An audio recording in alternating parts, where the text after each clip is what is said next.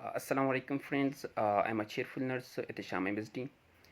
अच्छा, मैं एक छोटा सा टॉपिक आपके सामने लाया हूँ आज, रेनिन एंजियोटेंसिन एल्डोस्टेरोन सिस्टम के बारे में। दैट मतलब इसका फंक्शन क्या है और इसका एक्चुअली मीनिंग क्या है, और हम इसको कैसे समझेंगे, मतलब हमारा कंसेप्ट कैसे क्लियर होगा रेनिन एंजियोटेंसिन एल्डोस्टेरोन सिस्टम में। अच्छा, यहाँ पर मिनरेलो कॉर्टिकॉइड जो हो एक्स उसको हम एल्डोस्टेरोन भी कहते हैं। अब एल्डोस्टेरोन का एक्चुअली हमने क्या कराना है, स्टिमुलेट कराना है। किस चीज़ को स्टिमुलेट कराना है? एल्डोस्टेरोन को। अब एल्डोस्टेरोन को हम किस तरह स्टिमुलेट करते हैं? हमारा एक यहाँ पर एक किस्म के एंजियोटेंसिन एंजियोटेंसिन स्टिमुलेट करता है एल्डोस्टेरोन को। अब किस तरह स्टिमुलेट करता है? इसकी स्टिमुलेशन के लिए सबसे पहले ब्लड प्रेशर का कम हो जाना है। जब हमारा ब्लड का वॉल्यूम कम हो जाता है और ब्लड प्रेशर उसकी वजह से क्या हो जाता है? कम।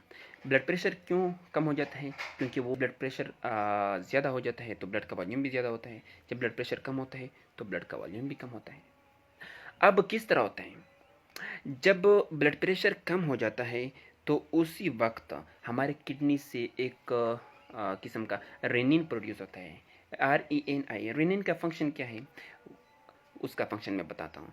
सबसे पहले जब रेनिन यहाँ पर प्रोड्यूस हो जाता है, किस वजह से? जब हमारे ब्लड में वॉल्यूम कम हो जाता है, मतलब ब्लड प्रेशर कम हो जाता है, तो रेनिन किडनी से प्रोड्यूस होता है। अब किडनी से जब रेनिन प्रोड्यूस हो गया तो उसी वक्त हमारे लिवर से एंजियोटेंसिनोजिन भी रिलीज हो जाता है। जब एंजियोटेंसिनोजिन रिलीज हो जाता है तो यही रेनिन जो है, जो किडनी से प्रोड्यूस हुआ है, वो कहता है अब मेरा फंक्शन है, अब मैंने एंजियोटेंसिनोजिन से लड़ना है।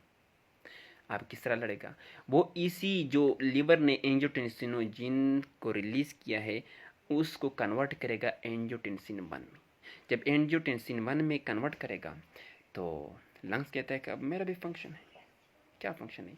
लंग्स कहेगा कि मैंने एक एंजाइम सीक्रेट करना है जो इसी एंजियोटेंसिन 1 को हम मैं कन्वर्ट करूंगा एंजियोटेंसिन 2 में।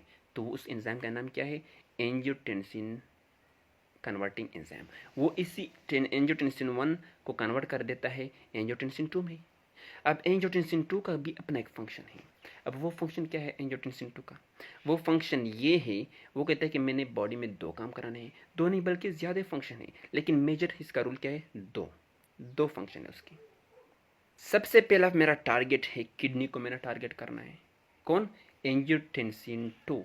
वो कहता है मैंने किडनीज को टारगेट कराना है, और दूसरा ब्लड वेजल को टारगेट कराना है। सबसे पहले वो जब किडनीज को टारगेट करेगा तो किडनीज में किस चीज़ को टारगेट करेगा? उसने टारगेट कराना है किडनीज में जो ग्लैंड्स होते हैं एड्रिनल ग्लैंड्स, उसको टारगेट करेगा। जब उसको करेगा टारगेट तो उसी एड्रिनल ग्लैंड से किस चीज़ को प्रोड्यूस करेगा? एल्डोस्टेरोन को, जो मैंने पहले बताया था कि हमने एल्डोस्टेरोन को स्टिमुलेट कराना है। अब एल्डोस्टेरोन का फंक्शन क्या है? वो कहेगा कि मैं तो अब स्टिमुलेट हो गया, मैं रिलीज तो हो गया, अब मेरा भी अपना फंक्शन है। अब वो फंक्शन क्या है उसका?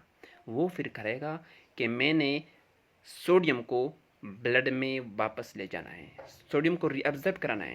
लेकिन सोडियम के एक आशिक है, उसको कहते हैं वाटर। वाटर कहते हैं मैंने सोडियम के अलावा नहीं रहना है, मैंने सोडियम के पीछे जाना है। जब वो सोडियम को रीअब्जॉर्ब करेगा तो वाटर भी इसके पीछे जाएंगे। जब वाटर उसके पीछे चले जाएंगे तो आप क्या कह रहे हो? ब्लड के अंदर का वॉल्यूम ज़्यादा होगा या नहीं? ज़्यादा होगा। जब ब्लड का वॉल्यूम ज़्यादा होगा वाटर और सोडियम की वजह से, तो डेफिनेटली ब्लड प्रेशर नॉर्मल की तरफ आएगा, बढ़ जाएगा ब्लड प्रेशर।